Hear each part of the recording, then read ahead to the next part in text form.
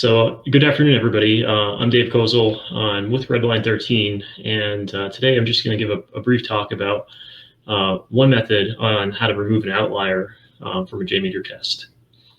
So broadly speaking, outliers, they come in many different forms. So we're just going to be illustrating the concept of removing them from performance tests using a very specific but common use case. And also note that this is a brief presentation, and at the end we will have a dedicated opportunity for questions and answers.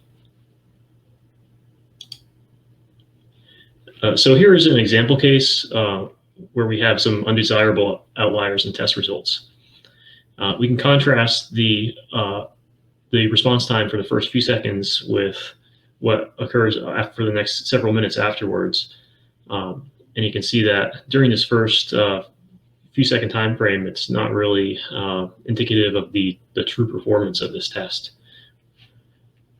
So obviously it would be desirable for us to exclude this brief initialization period as its extreme values may impact the average metrics for the test in its entirety.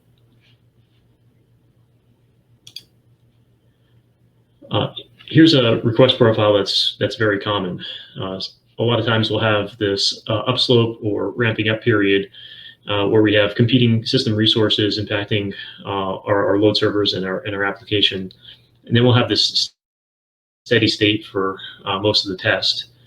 And then towards the end, we get this downslope where response times get sharply faster as request volume diminishes. And then there's actually a third period at the end here where all the requests have completed, but we're still recording results, but nothing's really happening. So all three of these phases, our response time is artificially low. Here's the same request profile. It's annotated with the region that interests us, which is this 30 seconds. This is a relatively short test, running for about 2.5 minutes. So the extended baseline that we get at the end where we're recording with nothing happening, it's pretty significant for this test, as are the ramp up and ramp down periods. And here's another way of looking at it.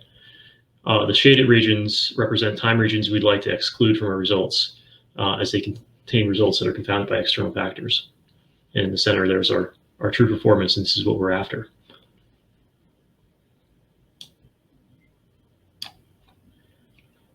So here are a couple examples of external factors that can cause outliers and negatively influence our test results. This is by no means an exhaustive list. So we have server startup processes. So the operating system is loading services. We have increased disk usage, increased CPU and memory utilization. We have initialization of the test itself, which can introduce these factors. The ramp up and ramp down time, as I've showed on the previous request profiles. And this not only applies to the load generators, but also dynamic processes within our target application, such as scaling. And then we have monitoring beyond the test duration. That's the tail of the request profile where nothing's really occurring and we're recording data points. And these factors, as I mentioned on one of them, they apply to both the load generators and the target applications, sometimes in different ways. I just also want to take a brief moment to mention that the steps we're going over today, they follow a blog post on the Redline 13 website, and that could be referenced to reproduce what we're doing here today.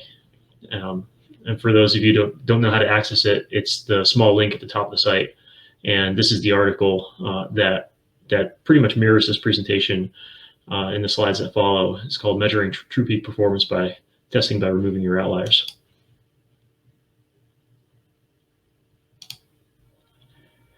So we'll get into it. Being this is a JMeter example, we'll start first with a blank JMeter test plan. And the first thing we were going to add to that is a thread group. And then we'll set some basic options for our thread group just to make it an interesting test. So 10 threads, and we'll loop it 100 times.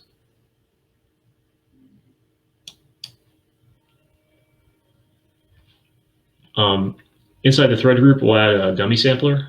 So this is a common plugin, and it will allow us to run requests without actually hitting a web server and generating real traffic. It will just simulate that. And we're also going to add a JSR223 post processor, which is a key element in accomplishing what we want to do. So the post processor will allow us to run a script, which I'll explain in the next couple slides.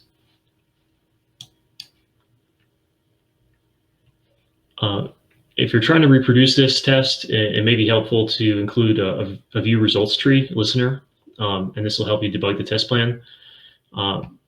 I'm also putting it in here because it's also worth mentioning that this listener should be removed or disabled for any real-world performance test. So here's our basic test plan architecture as we have so far. We just have our test plan, the thread group. We have a dummy sampler. We have a place for our script in this post processor, and then temporarily the view results tree.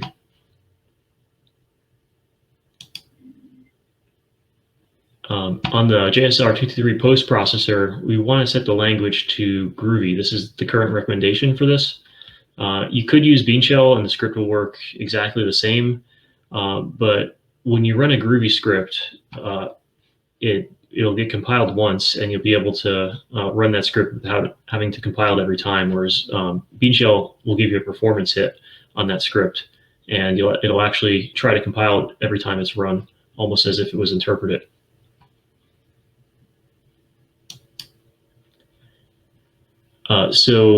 Here's our actual code that we're going to use, and I'll just give everybody a few seconds to just kind of read through it. It's a very simple script just to get a basic idea of what's going on, and then I'll explain it line by line.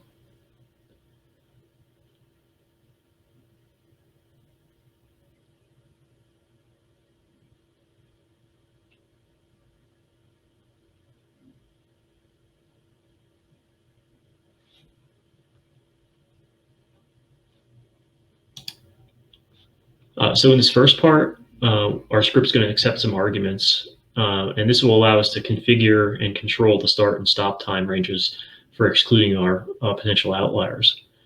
So what we're going to do is we're going to tell this script that we want to wait before we record results until the end of our expected ramp-up time, and then we also want to stop before our ramp down time and the end of the test where we're not recording anything meaningful. So we're going to supply that first start duration, and then we're going to then pass a second duration, which will take us to the beginning of that downslope.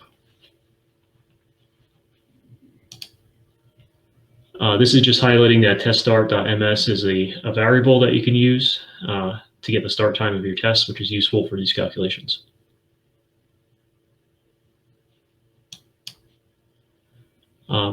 This line that's highlighted here, prev.setIgnore, that's probably the most important line in the test. That's what actually tells JMeter to drop the current result. So we can conceivably supply a different set of if statements to this and drop a result for any reason. In this case, we're just doing it based on time.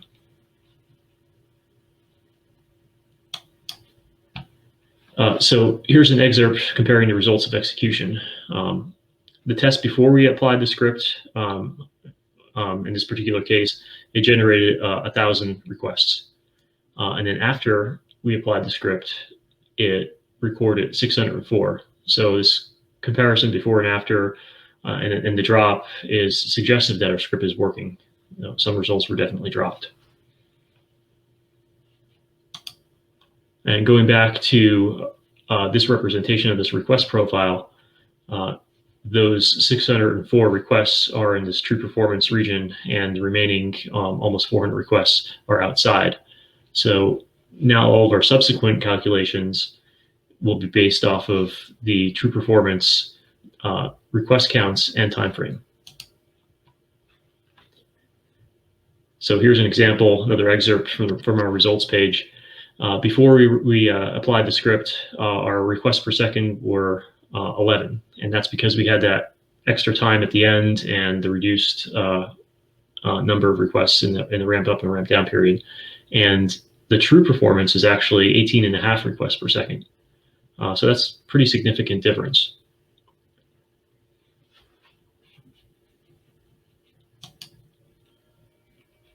And if anybody has any questions, please follow Chris's instructions in the bottom, and the last few minutes here will I can address those. All right. As Dave said, please post your questions for Dave. Dave, can you just explain like what brought this all about? This looking into removing the outliers. Yeah. So retrospectively, I guess I was always aware that was an issue, but it was actually a customer brought it up, and they asked, whether it would not, it would be possible to do something like this, and it certainly makes a lot of sense.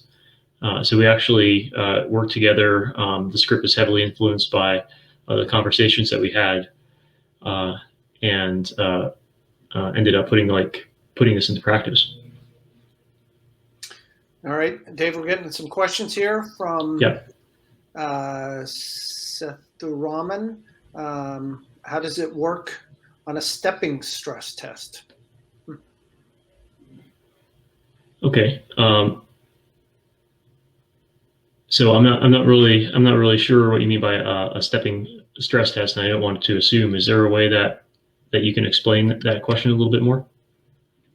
All right, Sethuraman, I can either bring you up on stage if you click that link that's in the bottom of that post that I did, or else you can explain in your comment section.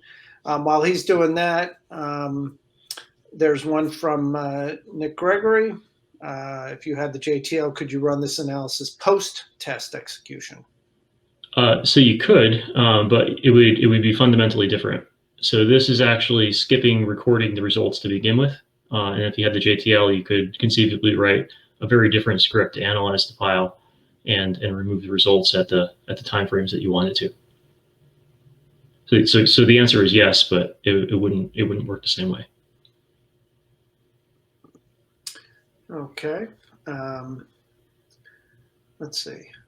I guess while we're waiting for Sethuraman to see if he's got some.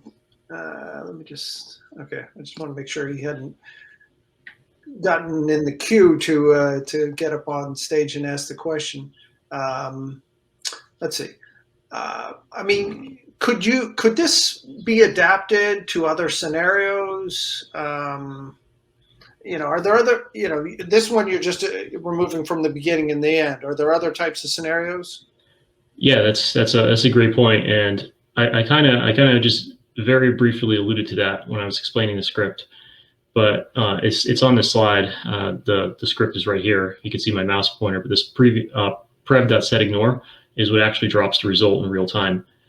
So you could change these if statements around to anything. This is time-based. You can set different conditions based on even the nature of the responses that you get back. You can analyze the result and drop it for a completely different reason. And so yeah. Oh, wait, we've got Sethuraman was there in the and then he disappeared. I was going to bring him up to ask you a question. Sethuraman, if you can come back, I was just about to add you in so you could explain your question there. In the meantime, there's a question from Saeed. In LoadRunner, we can easily filter full ramped up time of concurrent users and beginning of ramped down time to isolate any outliers in the average response time analysis graphs. So I'm not sure if there's a question there. I guess LoadRunner has that capability. Is that basically what I guess Saeed is saying? I think so. So that's something that somebody can take a look at. I'm going to bring Sethuraman up here. Okay. Setharaman, you can ask your question and explain. Hey Dave, can you hear me? I can. Yep. Yeah. So the stepping stress test is nothing but I'm starting with certain load for 30 minutes and then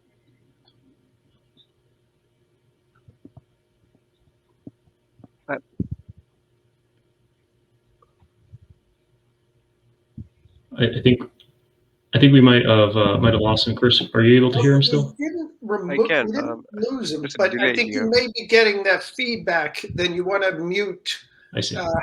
the other window.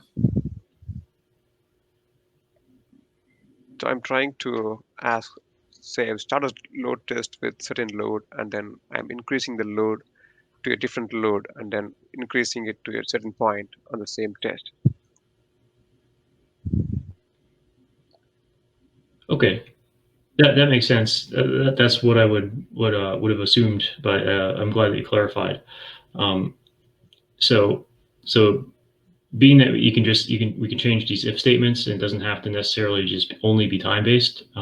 You could find your conditions that you want to define and write this script to remove those results in real time if they're um, outside of what you know is a valid um, result. All right. Dave, you got a couple more here from VJ. Which post processor you will recommend, boundary extractor or regular expression? So in my test, I didn't get that fancy. I just did some basic math on time. But again, you could use regular expressions and analyze the actual response and and achieve it that way too. All right. There's I guess it's a comment from Emily, our previous speaker. You can also use JSON extractor, very easy. Okay. Any comments on that, Dave? I think it's kind of the same concept. Like I said, there's many ways to do this. You can do it in real time, like this example is here, and then you can also, if you wanted to, do it after the fact with the JTL file as well, which that would be a completely different approach to what we just discussed. All right. And from Igor is another question. Are there any special considerations if we run this in distributed mode? There shouldn't be, because each time the script is executed, the way this is configured, it's analyzing the result before it records it. So it can decide whether or not it's going to record that result, and if it doesn't meet the conditions, it'll just be dropped. Okay. Good. Good to see a lot of questions here. It's good that we're past our technical difficulties. Just took us a couple speakers here. So I think then that's it. All right. So Dave, thank you. And we'll talk with you later.